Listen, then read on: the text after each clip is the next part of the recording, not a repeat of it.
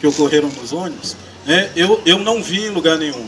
Eu vi uma nota oficial do PCM, mas não vi do bonde. Então, e o que é o bonde? O que é o PCM? As pessoas não sabem direito disso. E não sabem disso, e aí tem um culpado por isso. O Estado negou a existência dessas organizações. Durante 10 anos, o PCM existe desde 2003. Estou aqui com o Estatuto do PCM. A Rafael até pediu que lesse o Estatuto do PCM, foi fundado em 8 de novembro de 2003. E se ele foi fundado em 8 de novembro de 2003, obviamente ele já vinha uma organização e uma discussão para como se organizar desde antes de novembro de 2003. E durante 10 anos, o Estado negou que essas organizações existissem. Durante muito tempo, quando eu mesmo falava, e o bonde, e o PCM, a turma dizia, não, isso não existe, isso não existe. Em outubro, o bonde deu a ordem de matar policiais, matou, e aí eles tiveram que dizer, existe. Mas o que de fato é isso aí? Essa ainda é uma interrogação na cabeça das pessoas. Por que isso foi criado? Como é que isso foi construído? E aí cada um tem, eu posso colocar a minha opinião. E a meu ver, a forma como o Estado está tratando, a tendência é piorar. Por quê? Qual foi a primeira medida quando houve a grande crise em outubro, que mataram nove detentos ali na Cadete e destruíram a Cadete? Destruíram a casa de detenção, e eu acho que foi um ato simbólico muito importante dos presos de destruir a casa de detenção, porque a casa de detenção não tem, quem conhece sabe, não tem condição nenhuma de habitabilidade humana. É completamente insalubre.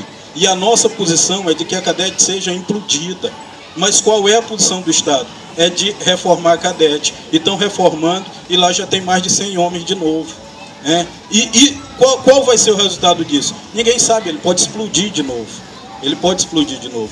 Então, e aí qual foi o primeiro ato? O primeiro ato, em outubro, é decretar um estado de emergência para, em 6 meses, construir o que a propaganda diz, 11 presídios no interior do Estado. Que seriam 4... na verdade, o projeto é a construção de 4 presídios, um em Pinheiro, um em Santo Inês, um em Brejo e o outro em Timon, com capacidade para mais de 300 homens cada um deles. Um em São Luís, com capacidade de 220 homens, mais um em São Luís, com capacidade de 220 homens, e a ampliação de alguns que já existem. Inclusive um em Bacabal, que foi construído dentro de um quilombo contra a vontade dos quilombolas. E até hoje existe um movimento para que ele seja destruído. O projeto é de ampliar esse presídio para mais 100 homens. Então, qual é a lógica? A lógica é prender mais. E quem é que está sendo preso? É encarcerar os pobres, deixar a população pobre isolada, domesticada. Na verdade, é uma tentativa de domesticar os pobres. A prisão, ela é uma tentativa de domesticar os pobres. E aí isso tem uma resposta. E aí qual é a resposta que essa população encarcerada está dando? Aí é se organizar.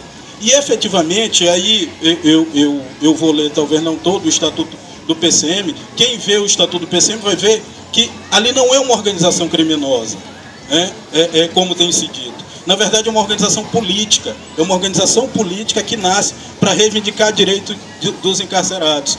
Ela acaba por cometer crime. E aí eu costumo dizer isso, é uma organização política que comete crimes, mas não é uma organização criminosa porque ela não nasce enquanto uma organização criminosa. E aí essa resposta se dá por quê? O complexo penitenciário, se fala de Pedrinha, e aí as pessoas não têm bem a dimensão do que é Pedrinha. A penitenciária de Pedrinhas foi construída na década de 60 para abrigar 150 homens. E hoje, o que é a estrutura original da penitenciária de Pedrinha se chama de PP, que é a penitenciária de Pedrinha, que onde fica o pessoal do semiaberto. Para além da penitenciária de Pedrinha, e eu acompanhei bem isso, antes chamava anexo, aí criaram um anexo, que é o que hoje é a Cadete, criaram um anexo para 400 pessoas, viu só? Aí depois criaram outro anexo, aí virou anexo 1 e anexo 2. O anexo 1 com 400, o anexo 2, que é a CCPJ, eu acho que hoje deve ter capacidade de 200 e pouco, 250 homens. Aí depois criaram o Presídio São Luís I, Presídio São Luís II, aí do outro lado tem o CDP, o Centro de Detenção Provisória, e o Centro de Triagem, que eram só 2 celas no Centro de Triagem, e aí essas 2 celas hoje é chamada de triagem velha, e tem logo depois a triagem nova, né, que tem mais celas e tal. E lá para trás, foi criado mais recentemente, construído um presídio até bem mais arejado, bem mais limpo e tal, que é o presídio feminino, com capacidade para 200 e poucas mulheres. E antes o presídio feminino funcionava dentro da PP, dentro da penitenciária de Pedrinha, que em si já era uma situação tensa. Cada uma dessas unidades, elas têm hoje, por exemplo, a PP está lá, F1, F2. O F1 é onde fica o pessoal do PCM, F2 é onde fica o pessoal do bonde, né? E eles não podem se encontrar. E a gente fala de PCM e bonde, mas na verdade são as 2 maiores, mas existem outras organizações também. O Martins falou do Anjo da Morte, e tem o primeiro comando da ilha, refugiado do PCM, bonde dos 300, não sei o que, tem várias outras menores, mas as duas grandes são essas 2. E como é que isso se organiza? O problema é que houve uma concentração muito grande de presos do interior na capital, né? O que acontece? Todo mundo que é condenado no seu município, o pessoal até diz, desceu para Pedrinha, desce para Pedrinhas, né? E quando chega em Pedrinhas, quando chega nesse complexo, né, a maioria dos presos do Maranhão estão concentrados nesse território, quando chegam nesse complexo, o cara perde completamente a sua relação com sua família, né? Porque a família não tem condição de visitá-lo. Quem acaba tendo visita é o pessoal de São Luís. Quem tem, né? Mas as famílias visitam, vão lá uma vez por semana e tal. Quem é do interior acaba não tendo essa condições da família estar visitando. Muitas vezes as famílias se mudam para São Luís, vêm, alugam um quarto ali perto de Pedrinha, às vezes nem vêm ao centro da cidade, mas ficam ali na periferia do presídio para poder estar próximo do seu parente, para poder uma vez por semana olhar o seu parente, né? Mas a maioria das famílias não tem condição de fazer isso. E aí o que acontece? Esses presos acabaram também, por ser do interior, e eram chamados os presos da Baixada, independente de realmente serem da Baixada, de qualquer outro município, ou até de outro estado, né? Os presos da Baixada passaram a ser humilhados dentro da cadeia pelos presos da capital. E por que também? Porque num processo de superlotação, numa lógica de superlotação, você vai constituindo grupos, né? E qual grupo se constituiu? Não, capital interior, né? E qual era a lógica dos presos da capital? Não, a cadeia está cheia porque está cheia de gente do interior. E é uma lógica correta, porque tinha que ter a cadeia lá. Não, mas tu tá aqui, tu não era para estar aqui. E começam aí a maioria dos mortos das primeiras rebeliões eram os do interior. Por quê? Porque tu não era para estar aqui. Aí é que surge o PCM. Porque o PCM ele surge como uma proteção desses presos contra os presos da capital, para que não morressem. E ele nasce reivindicando o direito de condições de estar próximo da família, de ter condições de habitabilidade na cadeia. Então eles acabam se organizando, se organizando politicamente mesmo. E já o bonde, e aí eu já ouvi as 2 versões, tanto de que o 40 é de 40 ladrão, quanto de que é da pistola pronto 40. Eu acho que é muito mais a lógica de que o bonde nasceu como uma organização principalmente de ladrão, porque na cadeia também se organizam esses grupos. O ladrão se organiza com ladrão, o estelionatário ele não quer mistura com homicida, então os grupos eles acabam se organizando. E os ladrões e o PCM também quando se organiza, ele é contra o roubo dentro da cadeia, ele é contra... Então, os ladrões, eu acho que isso é dedução. Eu acho que eles acabaram primeiro se organizando. Hoje o bonde não é mais só ladrão. Hoje o bonde tem gente acusado de vários crimes. E principalmente porque, como eles mesmos dizem, nós somos cria da ilha, que são cria da ilha, que são basicamente o pessoal de São Luís. Tem muita gente de São Luís também que corre com a turma do PCM, mas basicamente a divisão ainda é muito isso, né, nos pavilhões.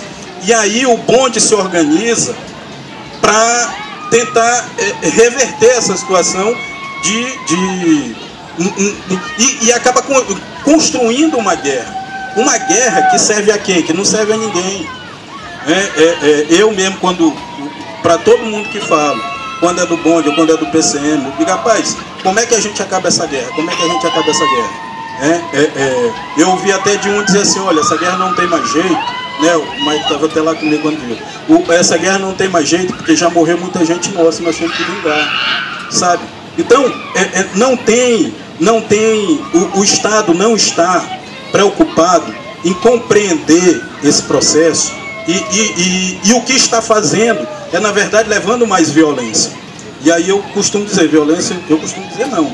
Violência gera violência, gentileza gera gentileza. Não há um ato de gentileza. Nós temos situações numa situação dessa de superlotação, é imprescindível que se garanta a soltura dos presos, que se garanta a soltura de quem não deveria estar preso. Nós encontramos já gente que estava 3 anos preso e não tinha sido julgado, sabe?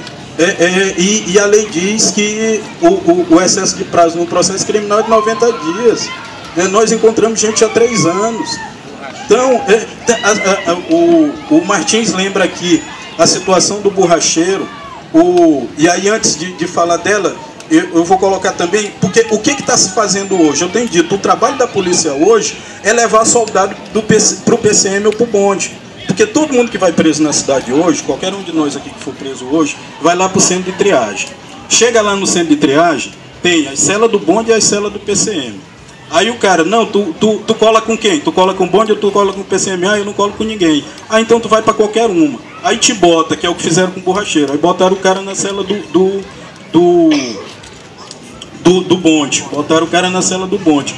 Quando ele saiu de lá e foi para a unidade que ele ia ficar preso mesmo, jogaram ele em qualquer uma. Jogaram ele na cela do PCM. E ele dizendo, não, eu não sou do bonde. Eu não sou do bonde. E os caras não acreditaram e mataram ele. E aí, quem não conhece a história do borracheiro, o borracheiro é um cara que tinha sido preso, ele tem uma borracharia e tinha comprado 4 pneus roubados, foi preso por receptação. Não tinha relação nenhuma com o que chamam de organização criminosa nenhuma, chegou lá, jogaram na cela do bonde, depois na do PCM e mataram o cara. E aí quem é o assassino? Quem é o assassino? Quem é o assassino daqueles 6 indivíduos que morreram em Pinheiro, na rebelião de Pinheiro em 2011, porque um menino de 18 anos que tinha cometido 2 furtos, não sei se vocês conhecem essa história, mas essa história está documentada. Vocês podem abrir o YouTube e botar lá, Rebelião Pinheiro, as cenas são muito fortes, os caras, as cenas são do cara matando o cara e decepando a cabeça. As cenas são muito fortes, 6 são decepados. E como foi isso? Um menino de 18 anos de idade, que tinha cometido 2 furtos, cometeu um furto, aí foi preso, logo foi solto, que era primário, não sei o quê. Depois cometeu outro furto, foi preso. E aí foi condenado nos 2. Um a 2 anos de prisão, o outro a 3 anos de prisão. Somado, 5 anos de prisão. E aí o que aconteceu? A administração diz, vamos levar ele para Pedrinhas. E ele diz, eu não vou para Pedrinhas. Isso no vídeo está muito claro, porque ele aparece inclusive com o Xuxo. Essa cena eu acho simbólica do que nós estamos passando hoje, dizendo, eu não vou para Pedrinha, porque lá estão matando o pessoal da Baixada e eu não vou morrer. Aí ele organiza a rebelião e diz, se não vier o juiz aqui, se não vier o promotor aqui para negociar, para eu não ir para Pedrinha, eu vou matar um. Mata 1, mata 2, mata 3, mata 6. E expõe a cabeça na grade. Onde é que esse menino está hoje? Está no Presídio Federal, em Rondônia, como um indivíduo de alta periculosidade. Sabe? Quem é que construiu, quem é que matou esses 6, sabe? Então é uma lógica muito louca. E um menino desse é um monstro, né? Se vê como um monstro, mas na verdade, e aí se sabe que o que está se construindo ali são monstros. Agora, quem está construindo monstros ali? Essa é a questão que nós temos que pensar. E aí quem é responsável por isso também? De certa forma, e aí eu acho que esse debate aqui é importante, porque a gente também é responsável, porque quem está ali, na verdade, somos nós, né? São nossos parentes, são nossos irmãos, são nossos primos, né? Que eles dividem entre os irmãos e os primos nas organizações. E aí, essa guerra que se construiu, principalmente essa guerra do bonde do PCM, ela não vai cessar se não tiver um alívio. E aí, qual é o discurso do governo? Não vai colocar PM lá. Pô, exonerou todos os diretores das unidades, colocou um oficial para dirigir cada unidade. Aí os caras querem colocar uma lógica militar para os caras, sabe? Ninguém fala em distensionar, ao contrário, tu está criando mais tensão. Com alguns que eu conversei, eu disse assim, não, e como é que está a PM aí? Os caras só dizem assim, não, eles estão aí. Não, eles estão aí. E se eles estão aí, é assim, nós estamos vendo o que está acontecendo. Mas se apertar para cá, vai apertar para lá. E apertaram. Aí apertaram para lá, e o que eles fazem? Apertam para cá. Queimaram 4 ônibus. E aí isso vai até onde? Não, nós vamos responder. E acabaram queimando crianças, acabaram queimando... E aí a resposta é, nós vamos responder à altura. O que é a altura? É queimar os ônibus deles? Eles não têm ônibus. É queimar o que mesmo deles, então? Sabe? E que altura é essa? Nós estamos num cabo de guerra de quem é mais violento, né? É de uma imbecilidade esse discurso da violência que me assusta. Eu vou ler um pedaço aqui do...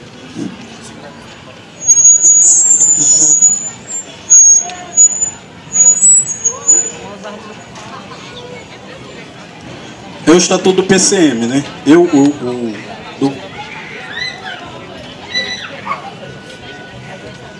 que dá para ler tudo? Eu vou ler o começo aqui. O artigo 1º. Um por todos e todos por um.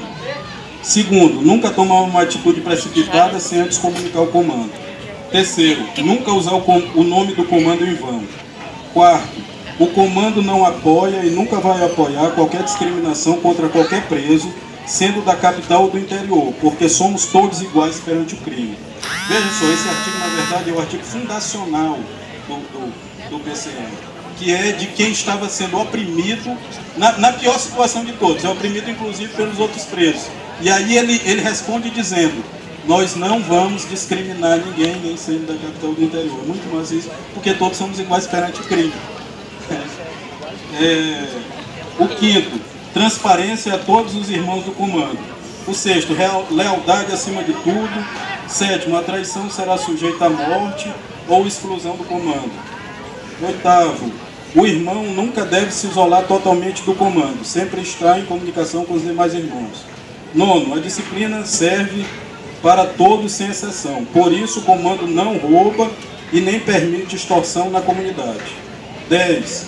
Todos os irmãos devem estar disponíveis a qualquer hora e em qualquer situação que o comando precisar. 11. Essa aqui é massa. A liberdade contra a opressão dentro e fora do sistema carcerário. 12. A humildade em primeiro lugar e acima de tudo. 13. A justiça serve de exemplo junto com a disciplina de cada um. 14. Todos os irmãos que fizerem seus negócios dentro ou fora da comunidade, dentro do comando, têm que manter seus compromissos em dia, para não manchar o nome do comando e não trazer problema para a organização. 15. Todos os membros do comando que estejam em liberdade têm a obrigação de contribuir com uma taxa mensal, isso para fortalecer a organização e servirá para todos. 16. Igualdade para todos, de irmão para irmão. 17. O respeito para que haja respeito entre a população carcerária. 18. O irmão que se afastar do comando sem dar satisfação será severamente punido, a não ser que deixe o crime ou se converta à palavra de Deus. 19. Todos os membros que fecharem com a organização terão que ser tratados com respeito como irmão, porque a partir daquele momento ele vai estar fazendo parte da nossa irmandade. 20. Nunca um irmão poderá se levantar calúnia ou falso testemunho contra um irmão se não tiver prova suficiente. 21. Todos os irmãos da organização que jurar e obedecer esse estatuto estará fazendo uma aliança com o crime, um pacto de sangue com o comando que jamais poderá ser quebrado ou infringir qualquer regra desse estatuto, será sujeito à punição. Será sujeito à punição escrita no estatuto o irmão que não se achar capacitado de cumprir as regras desse estatuto e os mandamentos do comando não afirme sua palavra. Você estará fazendo um compromisso com a nossa organização. A nossa união é a grandeza do comando, porque lutamos pelos direitos de todos. E aí o primo leal. O primo leal é aquele irmão que fechar com o nosso comando, que não precisar mais não tem um compromisso direto com o comando, mas segue as mesmas disciplinas do estatuto do comando. O primo, é aquele cara que não é do PCM, mas que acaba